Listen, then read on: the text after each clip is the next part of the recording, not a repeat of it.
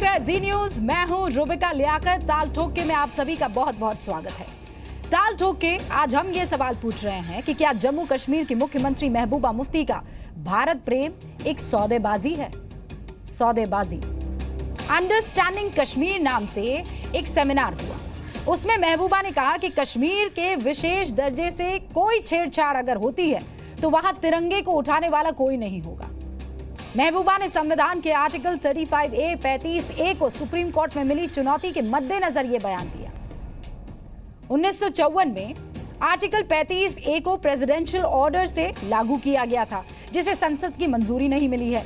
इसी बात को लेकर दायर याचिका पर केंद्र ने हाल ही में अपना पक्ष रखते हुए सुप्रीम कोर्ट से बड़ी बेंच बनाने की अपील की है। अब सवाल यह है कि क्या महबूबा मुफ्ती सुप्रीम कोर्ट की न्यायिक प्रक्रियाओं के बीच ऐसे बयान देकर ब्लैकमेलिंग कर रही हैं? महबूबा कहती है कश्मीर आइडिया ऑफ इंडिया है, लेकिन सवाल यह है कि इसमें आइडिया ऑफ कश्मीर के लिए कितनी जगह है? लेकिन क्या महबूबा का यह सवाल ट्रू स्पिरिट में है? क्योंकि भारत ने हर एक फील्ड की विविधता को खुद में समेटा है। ऐसे में यह सवाल ही बेमानी हो जाता है। असल मुद्दा है कि क्या महबूबा देशभक्ति के लिए सुविधा की सौदेबाजी नहीं कर रही है? ये नहीं कह रही है कि तुम मुझे विशेष अधिकार दो, मैं तुम्हें देशभक्ति दूंगी। महबूबा अपने बयानों में अलगाववादियों पर भी सॉफ्ट दिख रही है। एक तरफ NIA कश्मीर में टेरर फंडिंग पर जोरदार एक्शन ले रहा है, तो महबूबा का बयान है कि प्रशासनिक कदमों से कश्मीर समस्या नहीं सुलझेगी। क्या अलगाववादियों पर कार्रवाई से महबूबा को बुरा लग रहा है? ये वो सारे सवाल है जिनका आज जवाब किसी भी कीमत पर हमें चाहिए। महबूबा के इस बयान को कवर करने के लिए जी न्यूज रिपोर्टर मौके पर मौजूद रहा है और हम खबर की पुष्टि कर रहे हैं। खबर पर गवाह और एक्सपर्ट्स मौजूद हैं और खबर की तकनीकी विश्वसनीयता पर आप पूरी तरह से विश्वास कर सकते हैं। अब एक छोटी सी रिपोर्ट और उसके बाद खास मेहमानों से आपका ताल्लुक। जम्मू कश्मीर का जो लोगों में जो एक डिस्ट्रस्ट होता है कि हमारे पास जो है वो भी हमें छीनने की कोशिश कर रहे हैं, जिसकी सबसे बड़ी मिसाल है कि दर्ज 35A is in the supreme court. जहां लोग आज़ादी मांग रहे हैं, दूसरी चीजें मांग रहे हैं, वहां आप बोलेंगे कि आपके पास जो है वो भी हम छीन लेंगे, तो कौन कौन चलेगा फिर इस सिस्टम में? कोई नहीं चलेगा। आप इन हरकतों से सेपरेटिस्ट को टारगेट नहीं कर रहे हैं, बल्कि उससे आप वीक कर रहे हैं वो ताकतें जो हिंदुस्तान की हैं, जो हिंदुस्तान को मानती हैं, इस मुल्क का मान रखती हैं। 35A के साथ छेड़छाड़, ये जो साहब मेरे पास सामने बैठे हैं या मैं बैठी हूँ, जो वहाँ पर हमारी पार्टीज जो वहाँ नेशनल फ्लैग को लेके खड़े होते हैं, ये बताने में मुझे कोई गुरेज नहीं है कि उस झंडे को कांधा देने वाला कोई नहीं होगा। जम्मू कश्मीर सिर्फ कश्मीर नहीं है, और ये कुछ हजार की संख्या में कुछ आतंकवादी होंगे, सेपरेटिस्ट होंगे। बाकी कश्मीर के लोग और लद्दाख और जम्मू के लोग वो नेशनलिस्ट हैं, वो झंडा बहुत अच्छी तरीके से थाम सकते हैं। और इस किस्म की जो बात करना जो है वो एक चीफ मिनिस्टर को जो है शोभा नहीं देता। सिर्फ जो है वोट बैंक की पॉलिटिक्स जो खेलना जो है वो छोड़नी चाहिए इस वक्त। मेरे ख्याल में अब मुफ्ती अब पावर के नशे में हैं। वो क्या कहते हैं, she is lost her temperament. Mehbooba Mufti जो एक चुनी हुई सरकार के संवैधानिक पद पर मुख्यमंत्री के दायित्व का निर्वाह कर रही हैं, उनका यह बयान सुप्रीम कोर्ट को एक चेतावनी है। वो एक राजनीतिक ब्लैकमेल की प्रक्रिया में है। मेरे लिए जिसने क्या कहा उसमें टिप्पणी करने की आवश्यकता नहीं। यदि वो विषय अदालत में जो चल रहा है उसको लेकर के चर्चा है, तो मुझे लगता है कि जो सब जुडिश विषय है उस पर हम चर्चा ना करें और जो अदालत का फैसला होगा उसकी प्रतीक्षा करें। अलायंस में का डिफरेंसेस सामने आ रहा है और महबूबा मुफ्ती जी ये समझ रही हैं कि अपनी जनता की नज़र में वो गिर रही हैं। हमारा मानना है कि ये बहुत गलत होगा। 370 धारा रहना चाहिए और उनको विशेष दर्जा कायम रहना चाहिए। अत्यंत दुर्भाग्यपूर्ण है मुख्यमंत्री को इस प्रकार का बयान देना। मुझे लगता है कि ये उस पद के साथ वो न्याय नहीं कर रही। जो एडमिनिस्ट्रेटिव मेजर्स हैं उससे आप सिचुएशन को कंटेन कर सकते हैं, उससे सिचुएशन को रिजॉल्व नहीं कर सकते, बिकॉज जब तक एक मसला होता है अलग अलग लोग उसको अलग अलग तरीके से इस्तेमाल करते हैं। कोई पैसा लेता है उस माहौल को खराब करने, कोई स्कूल जलाने के लिए बात करता है, पर बेसिक इश्यू जो है उसको एड्रेस करने की जरूरत है। ये तो एडमिनिस्ट्रेटिव मेजर्स है, ये पहले भी हुए, आज भी हुए, कल भी होंगे, ये चलता रहता है। आप खुद भी जानते हैं कि उनका साथ तो उनके साथ हर वक्त रहा है। जिलानी साहब को तो वो अपना पिता मानते हैं, जरूर नाराज होंगी। इसीलिए जिस दिन आप जिलानी साहब को गिरफ्तार करेंगे, देख लीजिए ये क्या करेगी। महबूबा मुफ्ती जी वो शायद जो भारत विरोधी हैं उनको पूरा एलिनेट नहीं करना चाहती, उनको पूरा हटाना चाहती हैं वो मेन स्ट्रीम से, कि किसी न किसी दिन शायद उनको उनकी आवश्यकता पड़े।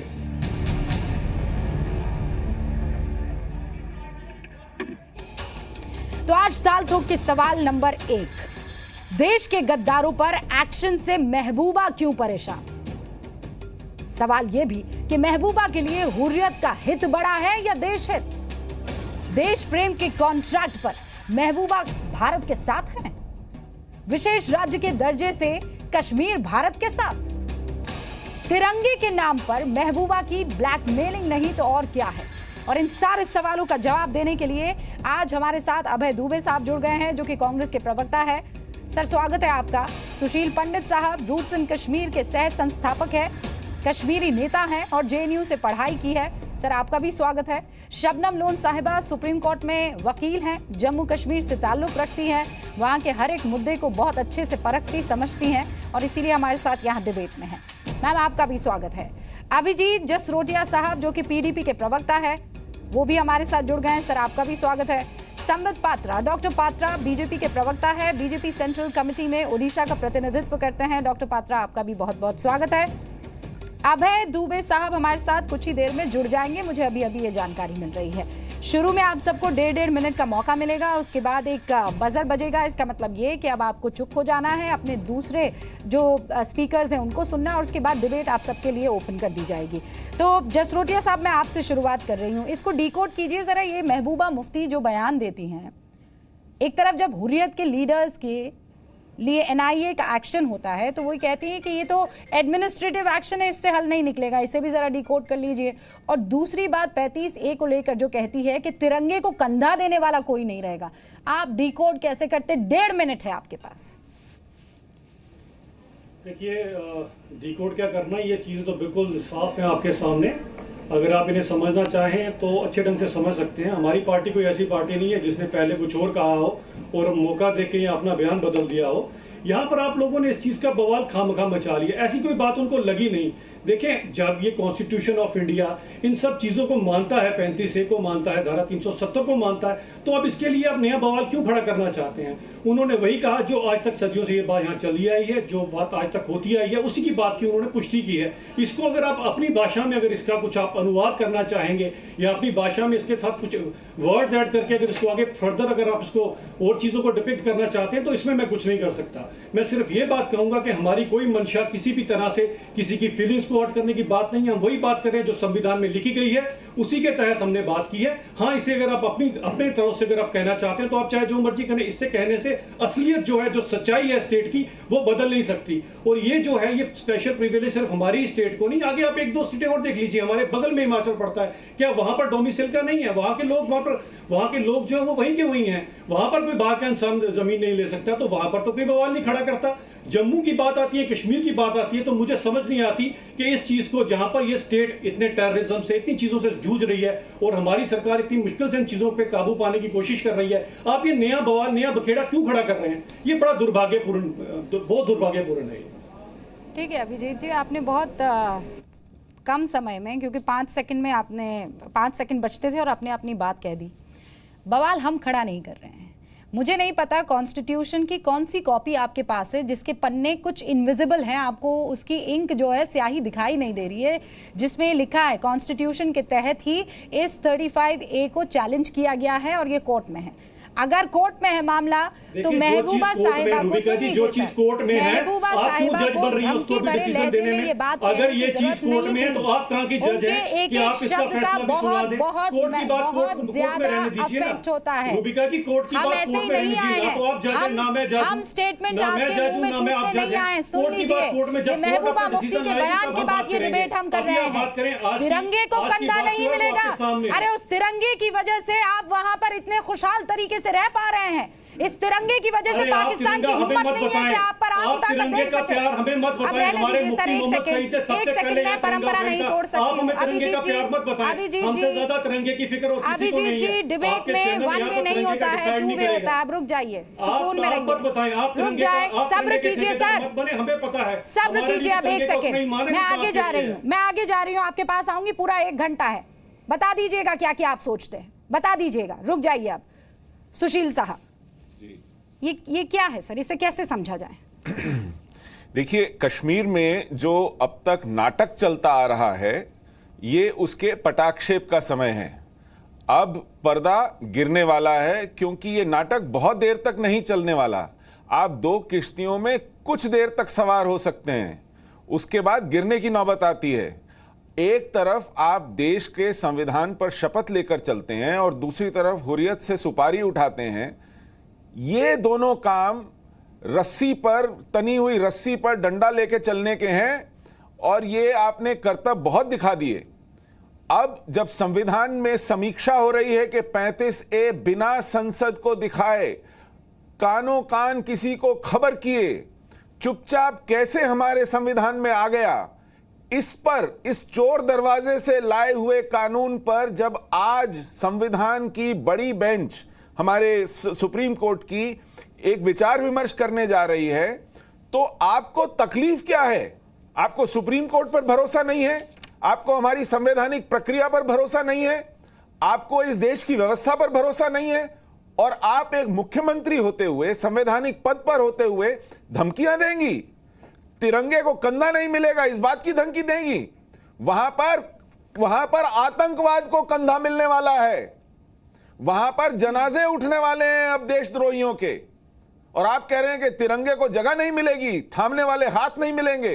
होश की दवा कीजिए। और दूसरी बात, आप पैरवी कर रही हैं। ठीक है सर, मैं आपको बाद में मौका दे दूंगी। डॉक्टर पात्रा, यही देखना बच गया था, अब यही दिन का इंतजार कर रहे थे हम। पार्टनर हैं आप वहां पर, और इस तरीके के बयान एक के बाद एक आते हैं। कभी हुर्रियत की तरफ फिक्रमंद नजर आती है, कभी सेना के खिलाफ कुछ बोल देती हैं, और आज ये कह रही है धमकी, सौदेबाजी, गिव एंड टेक। आप विशेषाधिकार दीजिए, फिर मैं देशभक्ति दिखाऊंगी, वरना कंधा नहीं देंगे तिरंगे को। निरूपिका, आप ठीक कह रही हैं, और मैं बहुत ही मैच्योरिटी, परिपक्वता के साथ कहना चाहूँगा, ये विषय साधारण नहीं है। यही चैलेंज भारतीय जनता पार्टी के साथ है कि किस प्रकार से कश्मीर में जो प्रॉब्लम है, आतंकवाद का प्रॉब्लम, अलगाववाद का प्रॉब्लम, इनको कैसे सॉल्व करें। देखिए, आर्टिकल 35 है जो कि अभी एक बड़े बेंच के सामने सुप्रीम कोर्ट में है, मगर याद रखिए आर्टिकल 35A जो स्पेशल पावर्स डिराइव करती है वो 370 से ही डिराइव करती है, अनुच्छेद 370 से डिराइव करती है। तमाम पॉलिटिकल पार्टी, अब अभय जी भी आ जाएंगे कांग्रेस के, अभी यहाँ PDP के प्रवक्ता भी मौजूद हैं, शबनम जी भी मौजूद हैं। यहाँ एकमात्र ऐसे पॉलिटिकल पार्टी का प्रवक्ता मैं ही हूँ जो चाहता है और चाहता हूँ यहाँ कि आर्टिकल 370 ना रहे। सुशील जी भी जरूर चाहते हैं। देखिए, यहाँ कांग्रेस भी चाहती नहीं है आर्टिकल 370 जाए, ना तो PDP चाहती है, ना NC चाहती है। PDP और भारतीय जनता पार्टी की विचारधारा बिल्कुल भिन्न भिन्न है आर्टिकल 370 को लेकर और बहुत सारे विषयों को लेकर। मगर 25 सीट और 28 सीट के कारण हमने एक साझा मिनिमम प्रोग्राम के माध्यम से गवर्नेंस को लेकर हम एक हुए हैं, मगर हमारी विचारधारा बिल्कुल अलग है। नॉर्थ पोल और साउथ पोल हमारी विचारधारा है। इसलिए एक डेमोक्रेटिक तरीके से मैं अपने विषय को रख रहा हूं कि हम बाकायदा भारतीय जनता पार्टी के नाते हम इस बात को गलत मानते हैं कि अगर हम कहें कि तिरंगा को कंधा देने वाला कोई नहीं होगा। मैं तिरंगा को सलाम करता हूं, और देखिए महबूबा जी भी इस बात की धनी हैं। उन्होंने जिस प्रकार से भी अलगाववाद को टैकलिंग किया गया है उसमें बड़ा समर्थन दिया है। कभी भी ऐसा कोई बयान नहीं दिया जिससे कि अलगाववाद बढ़े, उसके लिए भी वो बधाई की पात्र हैं। मगर तिरंगा के लिए जो कहा, मैं नहीं सर, लेकिन इस तरीके के बयान आ क्यों रहे हैं? ऐसा क्या है कि आप कंट्रोल नहीं कर पा रहे हैं? ऐसा क्या है कि वो आप तक कन्वे नहीं कर पा रही हैं? आप एक दूसरे की रिस्पेक्ट भी करते रहेंगे और वहां पर जनादेश का डिसरिस्पेक्ट भी होता रहेगा, ये कब तक चलेगा? मेरा तो एक सिंपल सा सवाल है। अब मैं शबनम लोन साहिबा आपके पास आ रही हूं, आपका इस पूरे मसले पर क्या टेक है?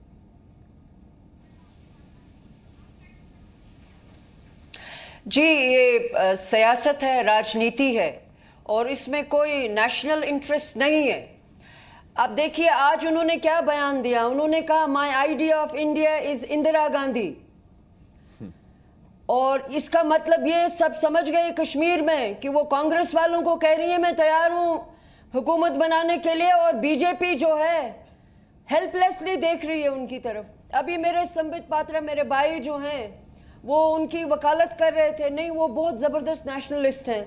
आइडिया ऑफ इंडिया और idea of separatism, a patriotic separatism, ये बाप बेटी जो है मुफ्ती मोहम्मद सईद और महबूबा मुफ्ती, हिंदुस्तान के तिरंगे से अगर किसी को फायदा हुआ है, किसी फैमिली को, तो ये फैमिली है। लेकिन मैं आपसे कहूं कि यही गवर्नमेंट है, यही सरकार है जिन्होंने एनआईए का ऑब्स्ट्रक्शन ऑफ जस्टिस किया था। अभी ये जो 7 हुर्रियत लीडर दिल्ली पहुंचाए गए, तो महबूबा मुफ्ती के पुलिस, इसकी तमाम अधिकारी वहां पहुंच गए थे। उन्होंने कहा आप इनको दिल्ली नहीं ले जा सकते हैं।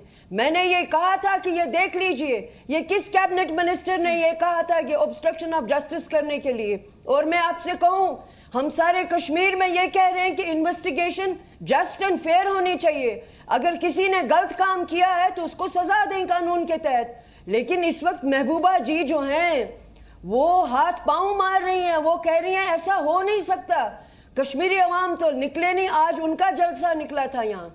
तो इसलिए मैं आपसे कह रही हूं, ये राजनीति जो चलाई जा रही है, मतलब देश हित नहीं है, यहाँ सिर्फ राजनीतिक रोटियां हैं, ज्यादा मेरे कैसरोल के डब्बे में आ जाए बस मुझे इससे मतलब है, यही महबूबा मुफ्ती करती हुई नजर आ रही हैं। अभय दुबे साहब, ये जो 35 है, इसे लेकर आपका क्या पक्ष है, आपकी क्या राय है?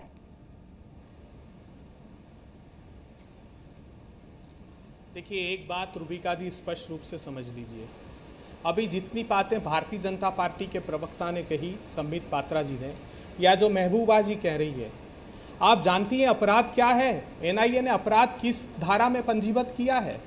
Prevention of unlawful activity act, उसका सेक्शन है 13, उसका सेक्शन है 16, 18, 20, 39, 40, वेजिंग वार अगेंस्ट इंडिया, भारत के खिलाफ युद्ध छेड़ने का आपराधिक मुकदमा है। और ये वही मुकदमा है जो पठानकोट एयरबेस के आतंकी हमले पर एनआईए ने दर्ज किया। तो जो भारत के खिलाफ युद्ध छेड़ा जा रहा है, उसके समर्थन में भारतीय जनता पार्टी और पीडीपी की सरकार जम्मू कश्मीर में खड़ी है। ये देश के नागरिकों को जान लेना चाहिए। ये कहते हैं संबित पात्रा जी आर्टिकल 370, अरे कांग्रेस पार्टी पर तो आरोप यही है कि एब्रोगेशन ऑफ आर्टिकल 370 हो गया।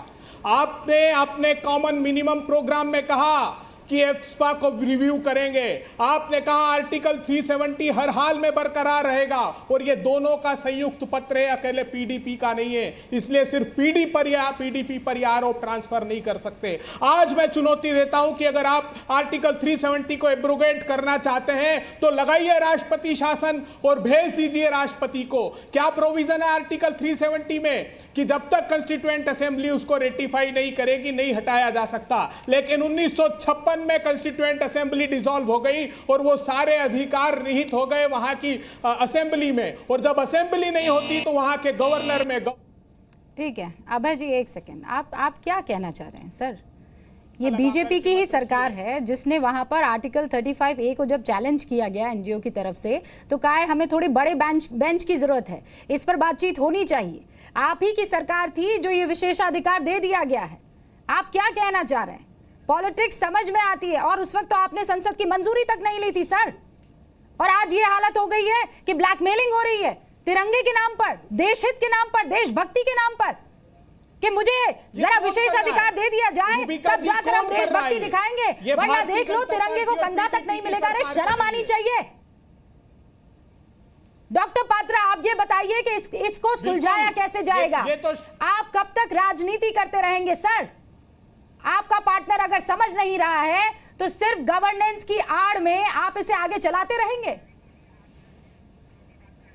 सरकार चलाने के लिए देश विरोधी बातें होती रहे। बहुत परिपक्व विषय रखूंगा।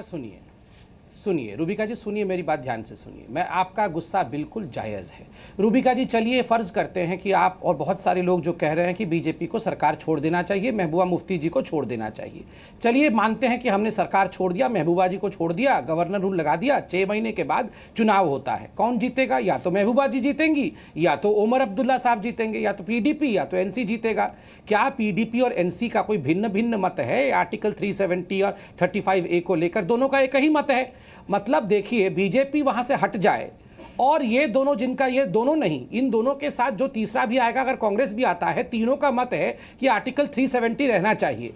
रूबिका जी, मैं आपको बोल दूं, अगर लड़ना है तो रणभूमि कभी नहीं छोड़ के जाना चाहिए। रणभूमि में रहिए, रणभूमि में नए तरीकों के साथ लड़िए और अपनी बात को मनवा। मैं आपके बीच में नहीं बोल रहा था साहब, मैं हाथ जोड़ के प्रार्थना करूंगा, आप बहुत अच्छे प्रवक्ता है, बीच में ना बोले साहब। आप जब बोलेंगे तो मैं बीच में नहीं बोलूंगा। मैं आज बोल रहा हूं, भारतीय जनता पार्टी रणभूमि छोड़कर रणछोड़ कभी नहीं बनेगी। वो रण में रहेगी और अपनी जो आइडिया है उसको आगे बढ़ाने का हर जतन करेगी, हर प्रयास करेगी। मैं क्यों शर्माऊं यहां पे?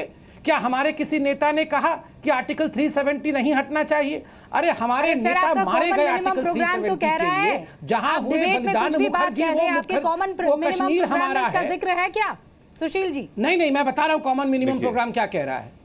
कॉमन मिनिमम प्रोग्राम में क्या है मैं बता देता हूं साहब। कॉमन मिनिमम प्रोग्राम में ये लिखा हुआ है कि आर्टिकल 370 के विषय में हम चर्चा नहीं करेंगे, जो कॉन्टेंशियस इशू है उसको लेकर चर्चा नहीं करेंगे। अरे यहीं से शुरू होकर चर्चा करेंगे और आर्टिकल 370 करेंगे, हटाएंगे, यही तो होता है। आप बोलेंगे रणभूमि छोड़ दो, बस चले जाओ, राजनीति छोड़ दो, फिर इन तीनों के हाथ में कर दो जो आर्टिकल 370 के पुजारी हैं। ऐसे होता है क्या? अभी आपने सही कहा, जब 35A का मामला ऊपर गया तो बड़े बेंच के लिए किसने माना? हमने कहा बड़ा बेंच डालिए। बहुत मजबूरी हो गई ना सर, तो हम सुनते रहते हैं। महबूबा मुफ्ती धमकी देती रहे, हम सुनते रहे। ठीक है, वहां पर दबाव बनाता चले जाए, ISIS का झंडे लहराते चले जाए, पाकिस्तान लहराता चला जाए वहां पर, और हम चुपचाप हाथ पर हाथ धरे बैठे रहे सर।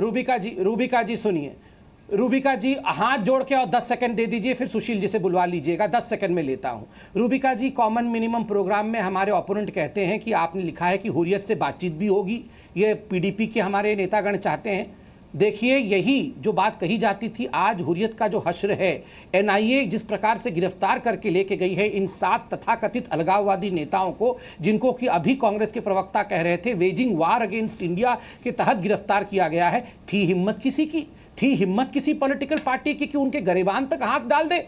हम रणभूमि में थे, सो हमने गरिबान तक हाथ ही नहीं, गरिबान पकड़ के खींच के दिल्ली तक ले आए हैं। और मैं आज आपके चैनल पे प्रतिज्ञा करता हूं, मोदी जी पे भरोसा रखिए, मोदी जी पे भरोसा रखिए। आप देखिएगा कश्मीर का जो प्रॉब्लम 30 वर्षों तक सॉल्व नहीं हुआ था, ये मोदी जी सॉल्व करके देंगे। कोई फर्क पड़ा है सर? आप यहाँ कुछ भी कहते रहिए, वो वही कहती है जो उनको पसंद आता है, वो वही कहती है जो उनको फायदा पहुंचा रहा होता है। और आप ये कह रहे हैं कि ये मजबूरी है, हम रणछोड़ नहीं बनेंगे। मैं आ रही हूं अभय दुबे जी, 1 सेकंड। सुशील जी, इसका क्या मतलब समझे सर आप? ये मजबूरी है या पॉलिटिक्स है? बहुत क्लियर है मेरा सवाल। सो डॉक्टर संबित पात्रा, क्षमा याचना के साथ कहना चाहता हूं, आप रणछोड़ नहीं होंगे, लेकिन रण में जाते समय आपने लिख करके ये दिया है, चर्चा नहीं करेंगे ये लिख कर नहीं दिया है, लिख कर दिया है कि कश्मीर का विशेष दर्जा बनाए रखेंगे।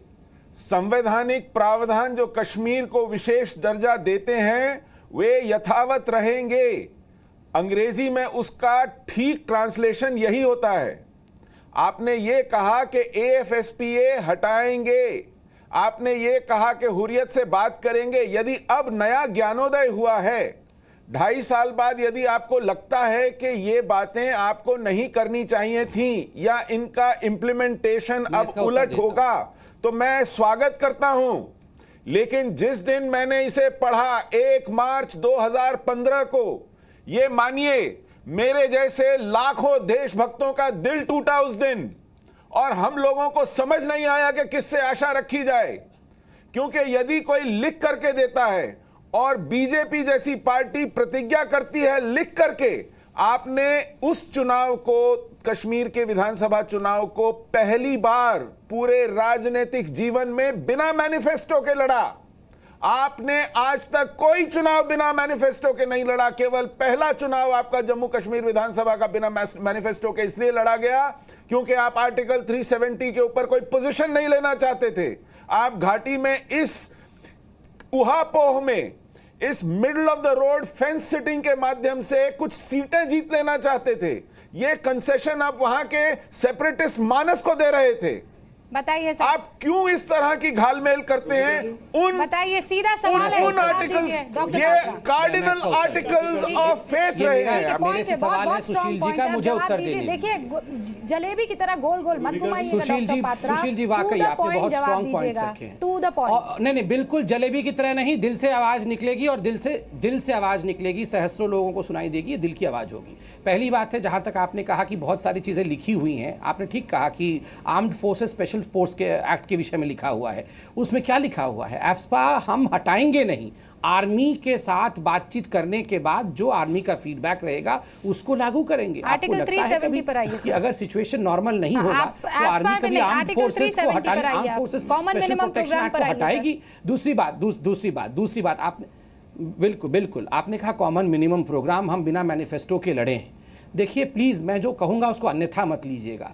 कश्मीर का एक अलग तरीके का वोटिंग पैटर्न है, जम्मू का एक अलग तरीके का वोटिंग पैटर्न है।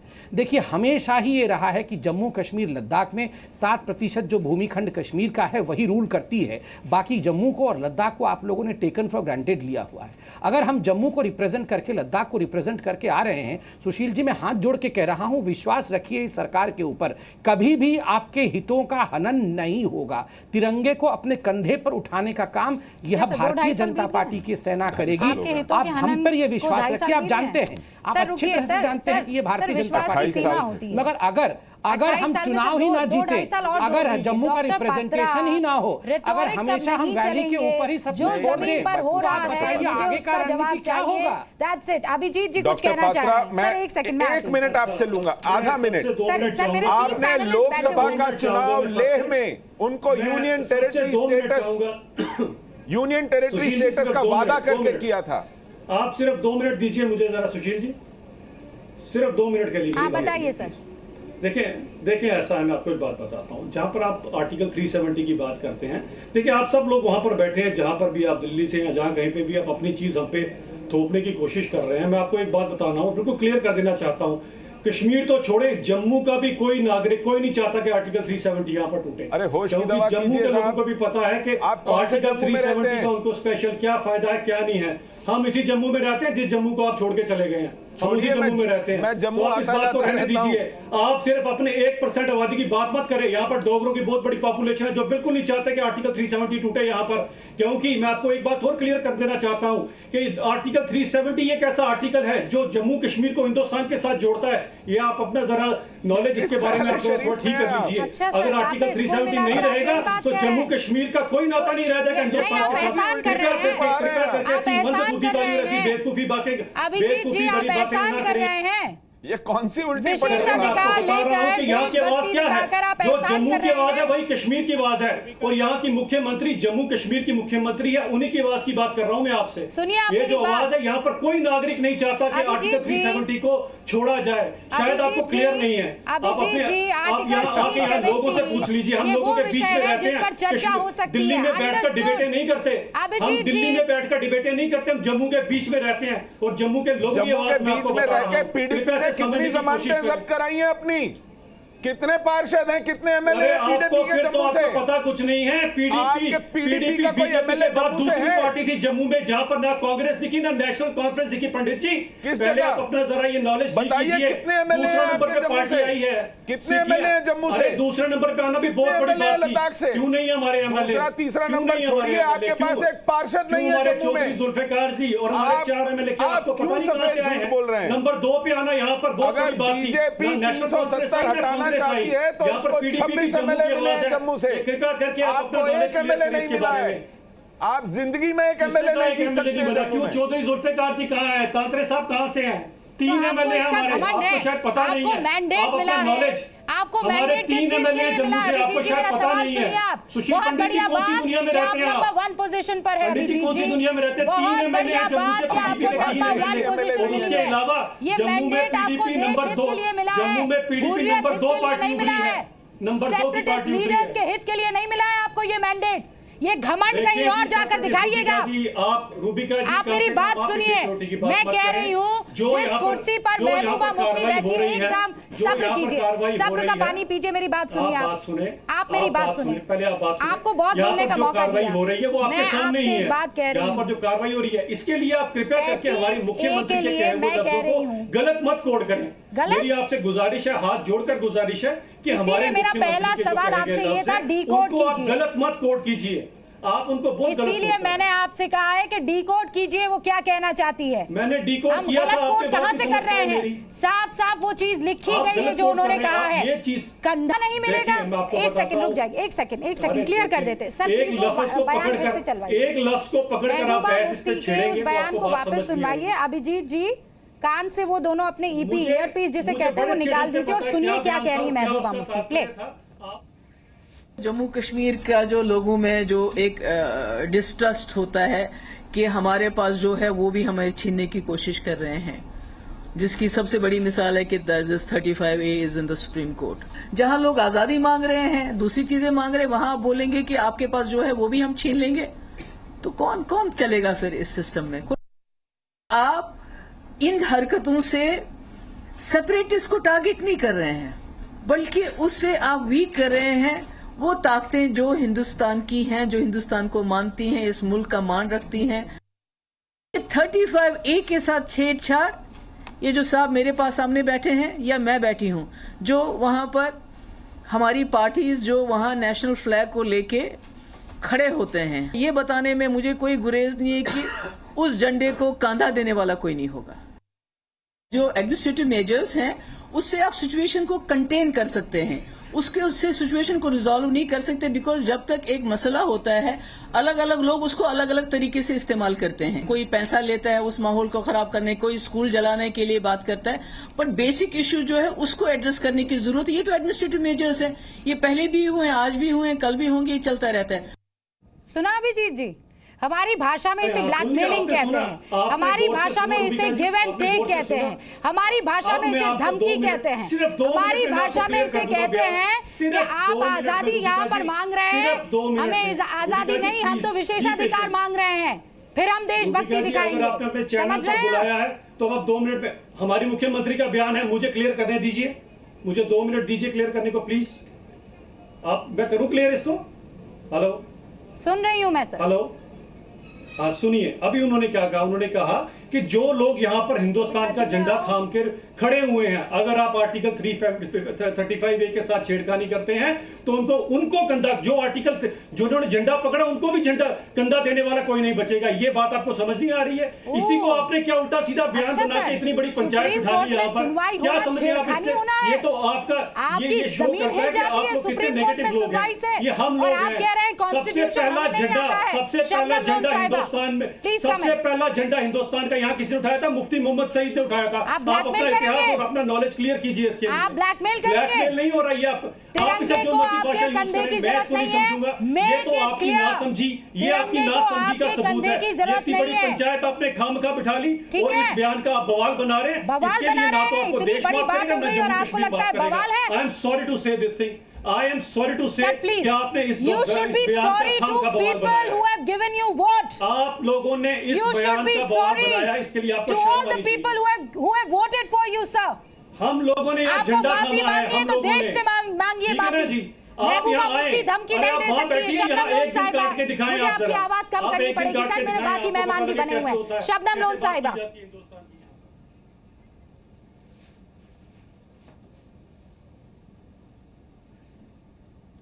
जी जी जी रूबिका जी, मैं सुन रही हूं आपको।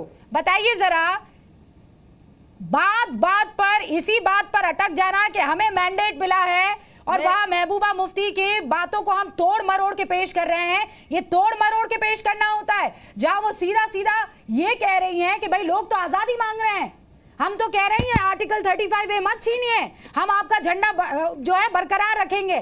अरे हमें कंधों की जरूरत है हमारे तिरंगे के लिए।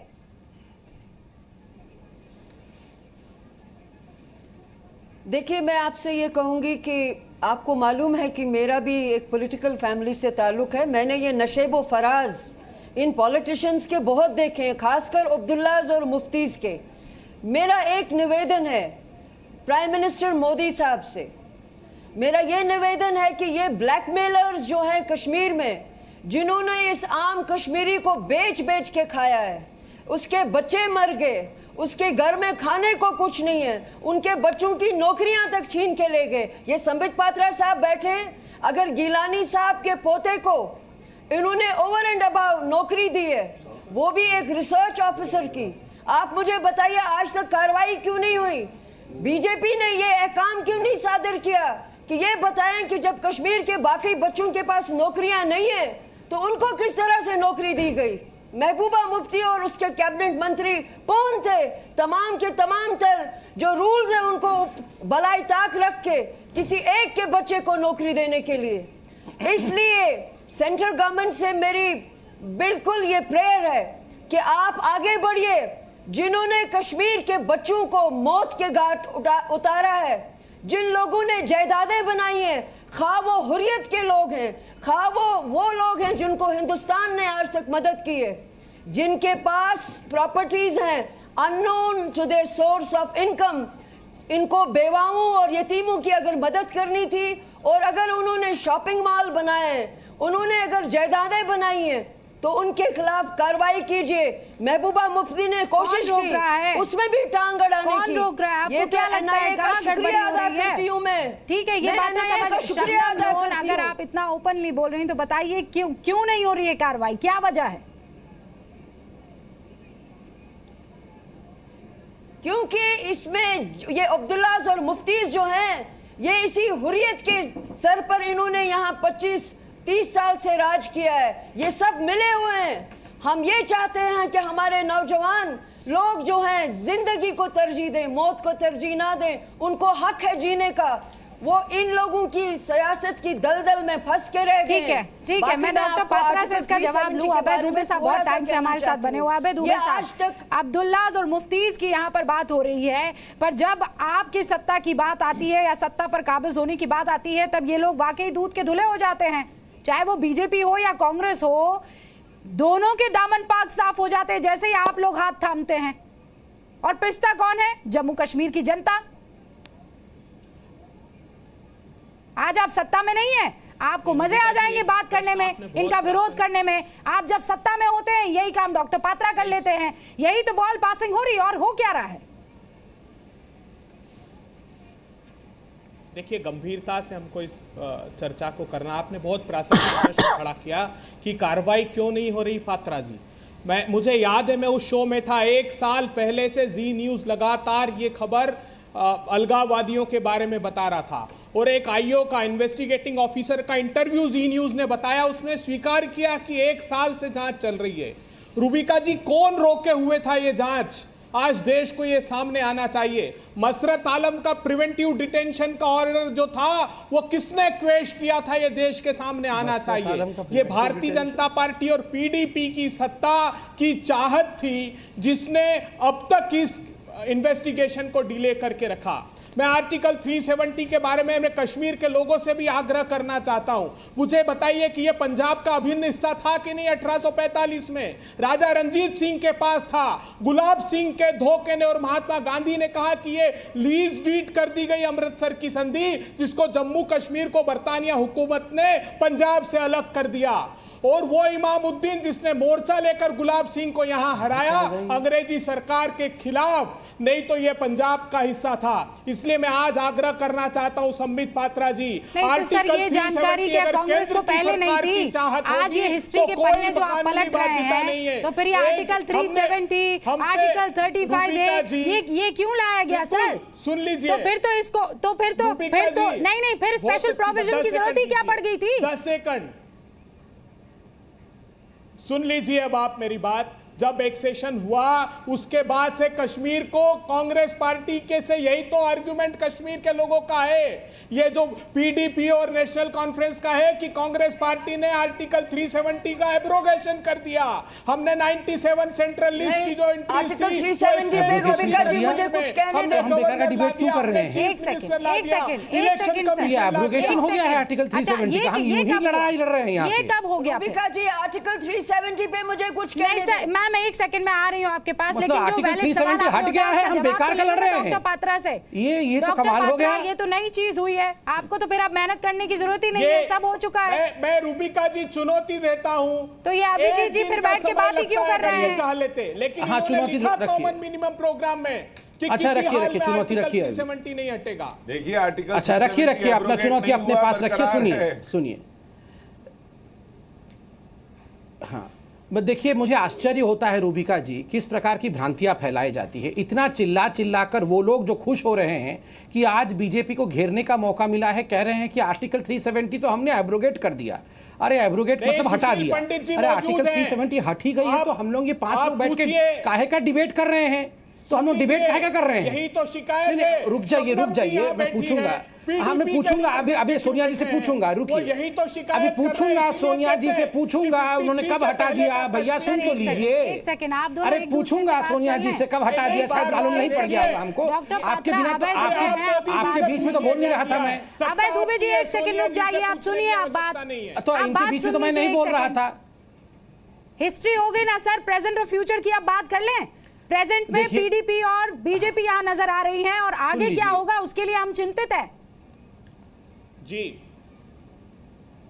डॉक्टर पात्रा सुनिए, रूबिका जी सुनिए मेरी बात। रूबिका जी इसमें सच्चाई है।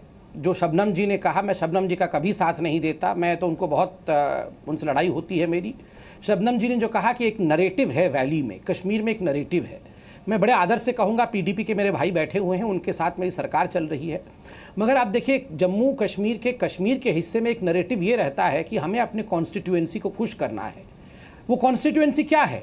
अगर उस कॉन्स्टिट्यूएंसी को धर्म के आधार पर रेडिकल इस्लाम में कहूँ तो आप बुरा मानेंगी, मगर वो हकीकत है और सत्य कहना चाहिए। तो ये बहुत अरसों से चला आ रहा है रेडिकलाइजेशन को किसी प्रकार से कॉन्स्टिट्यूएंसी को एड्रेस करना।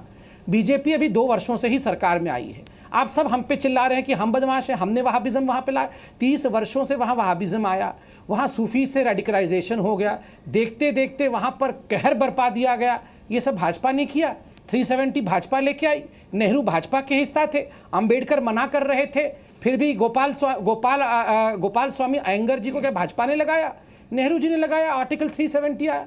और अब सत्ता की बू आते ही कांग्रेस के प्रवक्ता चिल्ला के कह रहे हैं कि हमने तो एब्रोगेट कर दिया और हमने हटा दिया 370। देखिए अरे सुन लीजिए, श्यामा प्रसाद मुखर्जी हो या अंबेडकर हो, दोनों ने आर्टिकल 370 के खिलाफ बोला था। क्या बोला था वो मैं पढ़ भी सकता हूं, मगर अभी इतना पढ़ूंगा तो आपको समय नहीं होगा, डिबेट कम समय भारत का संविधान। रूबिका जी यहाँ सब लोग बैठे, मैं आपके बीच में नहीं बोल रहा था, सुन लीजिए साहब। अब खत्म कर दीजिए एक सेकंड। मेरा सवाल आज के तारीख में सीधा, एक सेकंड डॉक्टर पात्रा, रूबिका जी सिर्फ नहीं आप मुझे नहीं प्लीज नहीं आप इस बात को कंप्लीट कीजिए कि ये जो अभी चल रहा है वो कब तक चलता रहेगा?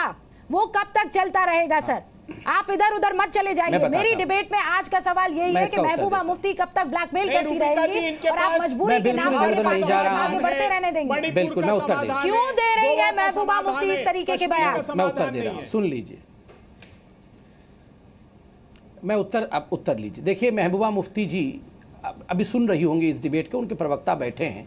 2 हिस्सों में इस बात को लीजिए। महबूबा मुफ्ती जी ने बहुत अच्छे काम भी किए हैं। आप अब देखिए हाल फिलहाल में जिस प्रकार से आतंकवाद को लेकर लड़ाई लड़ी गई, महबूबा मुफ्ती जी ने समर्थन दिया है, अपने बयानों में भी समर्थन दिया है। मुझे याद है जब राजनाथ जी के साथ महबूबा जी बैठी थी और पत्रकारों ने पूछा कि निहत्थे लोगों को मार दिया गया, तो महबूबा जी ने कहा ये क्या कोई दूध लेने जा रहा था, कोई डबल रोटी खरीदने जा रहा था जो मार दिया गया? बदमाश थे, उनको मार दिया गया।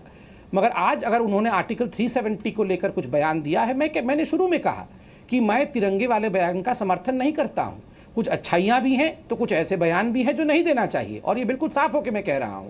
मगर देखिए वहां गवर्नेंस के लिए हम दोनों और उपाय नहीं, 28 और 25 वो ये कह रही हैं नहीं वो नहीं छोटी मोटी बिल्कुल कुर्सी नहीं पर होगा। नहीं बैठी है मैं डॉक्टर बिल्कुल पात्रा। नहीं होगा, वो काम सूबे नहीं की हुआ और नहीं मुख्यमंत्री होगा। है। काम ये तब वो- होगा ये वो जब मैं राज्य बीजेपी है। प्रवक्ता के नाते सर, आपको ये बोल रहा वो हूँ। राज्य है जो बहुत ज्यादा सेंसिटिव वहाँ पे से है। वहाँ पर सुन एक एक लीजिए। शब्द सूबे की मुख्यमंत्री से सुन के मुंह से लीजिए, जब मैं निकलता उत्तर दे है रहा उसके हूँ, बहुत सुन माने लीजिए। होते हैं। आप ये बोलते हैं हम समर्थन नहीं करते, बस खत्म हो गई बात। सुन लीजिए, अब आप क्या सुन चाहते हैं? चैप्टर क्लोज, अब हम नए बयान का इंतजार करें? बिल्कुल नहीं, बिल्कुल नहीं, बिल्कुल नहीं। मैं बीजेपी के प्रवक्ता के नाते कह सकता हूं, यहां जितने प्रवक्ता बैठे हैं सिर्फ सुशील पंडित जी को छोड़ के बाकी सब मन ही मन खुश हो रहे हैं। कांग्रेस इसलिए खुश हो रहा है कि हाँ घेरने का मौका मिल गया बीजेपी को।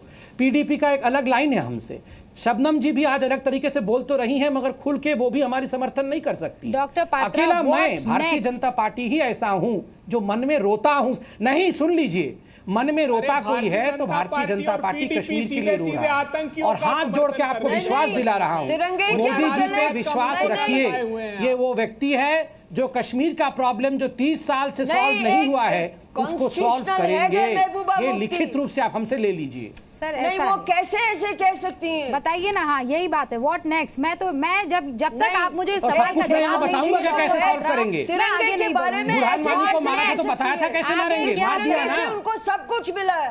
It is a symbol of pride. आपके साथ बैठे हुए हैं पीडीपी के स्पोर्ट्स पर्सन, तिरंगा वो ये कह रहे हैं कि क्या गलत कह दिया है। बोल सकती है? आप ये कह रहे हैं गलत कहा, वो ये कह रहे हैं क्या गलत कह दिया है, फिर भी आप दोनों साथ हैं। अरे मुझे समझाइए चल क्या रहा है जम्मू कश्मीर में?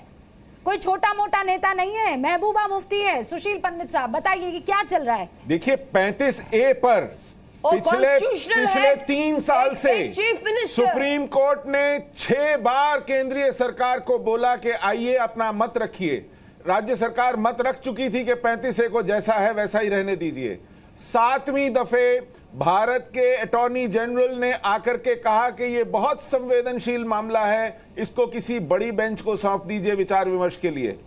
तो भारत की केंद्र सरकार ने जिसको भारतीय जनता पार्टी चला रही है 35A पर अपना मत रखने से भी गुरेज करती है।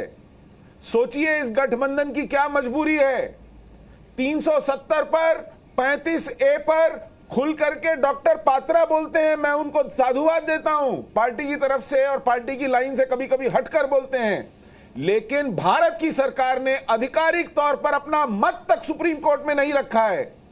ये कौन सा कैसी मजबूरी है, कैसी बेड़ियां डालनी है आपने अपने दिमाग पर और अपने हाथों में। मजबूरी और उसके बाद एक सेकंड आप जुडिशरी के कंधों पर रखकर बंदूक चला रहे हैं। आप कह रहे हैं कि आप इसको तय कीजिए, आप इसकी पेचीदगियों में जाइए। देखिए 370 के ऊपर एक याचिका सुप्रीम कोर्ट में आई थी, तो सुप्रीम कोर्ट ने उसको यह कह करके बाहर निकाल दिया कि यह राजनीतिक निर्णय का क्षेत्र, अधिकार क्षेत्र है। कुछ अधिकार क्षेत्र राजनीतिक नेतृत्व के हाथ में होते हैं, आप जिम्मेदारियों से नहीं बच सकते। 370 के ऊपर 35A के ऊपर भारत के नेतृत्व को, भारत की पॉलिटिकल क्लास को, भारत की सरकार को एक स्टैंड लेना पड़ेगा और देश के हित में लेना पड़ेगा। कुछ बोलूं? ठीक है, जल्दी से बोलिए रूबिका जी। हाँ शबनम लोन बोलिए। 370 पे मैं कुछ बात कहना चाहती हूँ। हाँ, क्या कहना चाहती हैं आप? 370 पे मैं कुछ बात कहना चाहती हूँ। देखिए 370 पे जो इतना ये बवाल खड़ा किया जाता है, मैं आपको गुलजारी लाल नंदा जो यहाँ के होम मिनिस्टर रहे नेहरू साहब के जमाने में, उन्होंने ये कहा था दैट आर्टिकल 370 एक टनल है, it's a tunnel that we created, जिससे हमने एब्रोगेट किया most of the special status of the state. और अगर आप वाकई देखेंगे कुछ नहीं है इस आर्टिकल 370 में, ये एक स्केलेटन है, नजरों का धोखा है। अननेसेसरीली अगर मेरे नहीं शबनम जी आप गलत बोल रही हैं, इस पे इमोशनल हो जाते हैं। नहीं मैं आपको बताता हूं कि ये नजरों का धोखा कैसे नहीं है। मैंने गलत बोल रही हूं शबनम जी, मैं आपको बताता हूं नजरों का धोखा क्यों नहीं है। शबनम जी मैं बताता हूं आपको, एक टनल है। 1 मिनट दीजिए मुझे, मैं बता रही हूं 1 मिनट दीजिए मुझे। गुलजारी लाल नंदा का मैंने सुन लिया। Gulzari Lal Nanda is not a last word on article 370, लेकिन मेरी बात सुनिए आप। इस देश के 100 से ज्यादा कानून ऐसे हैं जो कश्मीर में लागू नहीं होते हैं। Prevention of misuse of temples, mosque and religious places Kashmir में लागू नहीं होता है। संसद देश की जो चप्पे चप्पे पर कानून बना सकती है, कश्मीर के लिए कानून नहीं बना सकती है। इस देश की सार्वभौमिक सर्वोच्च संस्था कश्मीर के अधिकार, कश्मीर को उसके अधिकार क्षेत्र से बाहर रखा है। यहीं से अलगाववाद पनपता है। 100 से ज्यादा कानून इस देश के कश्मीर पर लागू नहीं होते हैं और उसका कारण एकमात्र यह है कि धारा 370 आड़े आती है। और इसलिए वो because of the special status, that special status flows from Article 370. Even 35A was flowing from Article 370. से मैं कह रही हूँ एक सेकंड, आर्टिकल 370 शबनम लोन आप कह रही है स्केलेटन है, ये कंकाल है, तो फिर क्या जरूरत है इसकी? क्या जरूरत है इसकी? आप पक्षधर है ना, इसको खत्म किया जाए, ले लीजिए। मैं कह रही हूँ उसमें कुछ खत्म कर दे, कुछ भी नहीं है उसमें। बहुत बढ़िया, बहुत बढ़िया। इससे बढ़िया चीज क्या हो सकती है? अबे दुबे जी एक सेकंड, आपने तो आर्टिकल 370 बनी में खत्म कर ही दिया है साहब। वो जमीन पर जो खत्म होना है उसको लीजिए, और क्या चाहिए? अभिजीत जी, ये 2 जम्मू और कश्मीर के लोग यहाँ बैठे हैं, हालांकि आप इनको मानेंगे नहीं, ये जम्मू और कश्मीर के हैं। आप तो कह देंगे नहीं हम तो यहाँ बैठे हैं, आप तो दिल्ली में बैठ के चर्चा कर लेते हैं, खत्म बात। देखिए, मैं अब आपको लास्ट में जो मैं सिर्फ 2 बातें आपको कहना चाहता हूँ। देखें, जब यहाँ इलेक्शन हुई, ये सही में जम्मू कश्मीर उसमें 2 हिस्सों में बट गया। कश्मीर का जो मैंडेट था वो पीडीपी को मिला और जम्मू का मैंडेट था वो बीजेपी को मिला। हम दोनों मानते हैं कि नॉर्थ पोल और साउथ पोल बिल्कुल 2 अपोजिट आइडियोलॉजी की भी पार्टी हैं, लेकिन आप एक चीज समझें कि अगर भारतीय जनता पार्टी ने भी अपनी चीज और पीपल्स डेमोक्रेटिक की पार्टी बात करूं तो मुफ्ती मोहम्मद सईद साहब ने दोनों हितों के जो मत हुए थे उसके अकॉर्डिंग उन लोगों को रिस्पेक्ट देते हुए इन दोनों पार्टियों का मिलन किया। और ये बहुत बड़ी बात थी कि हिंदू और मुसलमान का मिलन था, ये 2 हिस्सों का मिलन था। और इस चीज को देखकर मुझे पता है बड़े से लोगों को यहाँ बड़ी सारी तकलीफ होगी, क्योंकि जो लोग ये कभी नहीं देखना चाहेंगे हिंदू और मुसलमान मिल जाए या जम्मू और कश्मीर मिल जाए, ये चश्मा आपकी आंखों पर लगा हुआ है। अब आप पूरी बात हमें बीजेपी ना हिंदू और मुसलमान दिखती, ना पीडीपी हिंदू और मुसलमान लगती है। ये आप तोड़ कर रहे हैं, ये आप तोड़ कर रहे हैं, आप तोड़ कर रहे हैं। यहाँ पर बैठ के आपकी मेंटालिटी है जो ये चीज दिखाती है। हिंदू और मुसलमान कहाँ से होगी हिंदू और मुसलमान की बात यहाँ पर सर? जसरोटिया जी मुसलमान है क्या? जम्मू में जो मत मिला वो बीजेपी को मिला और पीडीपी का जो मत मिला वो वहाँ पर कश्मीर में पीडीपी को मत मिला। अगर हम चाहते ये जो दोनों चीजें ये तो ना तो कांग्रेस वालों को खलेगी ना इन वकीलों को खलेगी, ना इनको खलेगी कि दोनों लोग आपस में इकट्ठे हो चुके हैं। इसीलिए आज छोटे छोटे बयानों को आप लोग इन दोनों को फिर से लड़ाना चाहते हैं और फिर से चाहते हैं जम्मू अलग हो जाए और कश्मीर अलग हो जाए, जो कि हम नहीं होने देंगे। और आप ये कह रहे हैं हम लड़ाना चाहते हैं, आप वहाँ बैठकर इतने सेंसिटिव स्टेट में अजीबोगरीब बयान सुनते और देते रहते हैं और आप बोल रहे हैं हम बरगलाना चाहते हैं। डॉक्टर पात्रा, आखिर में मेरे पास वक्त नहीं है, मुझे तो ये बता दीजिए साहब, ये ड्रामा कब तक चलता रहेगा? ये कौन सी शादी है सर, मेरे समझ में नहीं आ रही है। हिंदू मुसलमान आ गया, कश्मीरियत नॉन कश्मीरियत आ गई, यहाँ पर धमकियां दी जा रही है, ब्लैकमेल किया जा रहा है और आप कह रहे हैं मजबूरी है, साथ क्या करें, साथ रहना पड़ेगा। ड्रामा ही नजर आएगा। देखिए, जहां तक मजबूरी की बात है उसको राजनीतिक मजबूरी मत देखिए, जिसको अरुण जेटली जी ने अंग्रेजी में कहा इन्फ्लिक्शन ऑफ द मैंडेट, अर्थात अगर 25 सीट और 28 सीट 2 पॉलिटिकल पार्टीज को मिलती हैं, 4 पॉलिटिकल पार्टीज वहां चुनाव लड़ती हैं, तो और क्या उपाय है? इन्हीं 2 को सरकार बनाना पड़ेगा, या तो फिर से आप पैसा खर्चा करके फिर से चुनाव करा लीजिए और फिर से वही नतीजे आएंगे। वैसे तो मैं पीडीपी के बहुत सारे चीजों से सहमत नहीं होता हूं, मगर अगर हिंदू मुसलमान अभी हमारे पीडीपी के प्रवक्ता ने कहा तो उसका अर्थ यह होता है, ये अरे मैं बोल तो लूं, अरे सुन तो लीजिए, आप चाहते हैं कि कोई वहां सरकारी ना बने जम्मू कश्मीर में कभी? एक सेकंड सर, देखिए हिंदू मुसलमान की जो बातें आप बोल रहे थे उसमें बहुत इंटरेस्टिंग है सर। एक सेकंड सुनिए डॉक्टर पात्रा, आपको कैसे पता नतीजा क्या आने वाला है? आपको अमित शाह पर भरोसा नहीं है? आपको कैसे पता कि यही नतीजा आएगा? ये ज्ञान कहां से आ गया आपको डॉक्टर पात्रा? नहीं, मैं बता रहा हूं ना, मैं आप सुन लीजिए। हम लोग यहाँ पर पॉलिटिकली करेक्ट होने की कोशिश में बहुत सारी सच्ची चीजों को ना देखना चाहते हैं और ना सुनना चाहते हैं। मैं जो बोल रहा हूँ उसको ध्यान से सुनिए और उसके बाद अगर मैं गलत हूं तो उसको फेंक दीजिएगा बाहर।